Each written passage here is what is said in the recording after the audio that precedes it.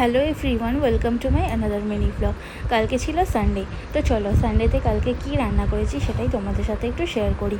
তো আমার বরের যেহেতু 2-3 দিন ধরে খুবই জ্বর, শরীর খারাপ, কিছু বাজার করতে পারছে না, তো আমার ফ্রিজে একটুখানি গিলামেটা আর মাশরুম রাখা ছিল। আর আমারও প্রচণ্ড শরীর খারাপ, জানো তো, পুজোর সময় মানে পুরোটাই শরীর অসুস্থ নিয়ে আমি ঠাকুর দেখেছি।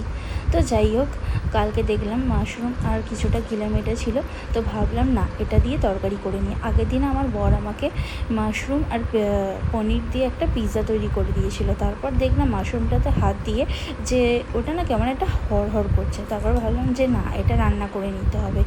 তো ভাবলাম যে পরের দিনকে তাহলে গিলেমেটে আর মাশরুমটা দিয়ে একটা তরকারি বানিয়ে নেবো। তো যেমন হবা তেমন কাজ। তো দেখো, এখানে আমি তরকারিটা বানিয়ে নিচ্ছি, আর আমি খুবই সামান্য তেলে রান্নাটা করেছি। আর দেখো, ঢাকা দিয়ে দিয়ে যেহেতু রান্না করেছি, আমার রান্নাটা থেকে কতটা পরিমাণে জল বেরিয়েছে। আর আমি আর আমার বর না অতটা ঝোল ঝোল খেতে পছন্দ করি না, আমরা একটু মাখা মাখা গ্রেভি টাইপের খেতেই পছন্দ করি। তো এটা আমি একটু মাখা মাখা করে নেবো, জলটা মেরে নেবো। বাট এটা খুব ভালোভাবে সেদ্ধ হয়ে গেছিলো।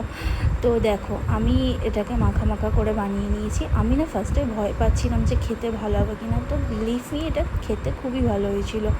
আর এই কম্বিনেশনটা যে এত ভালো হবে আমি বুঝতে পারিনি। চলো, টাটা, দেখাবে পরে একটা ব্লগে।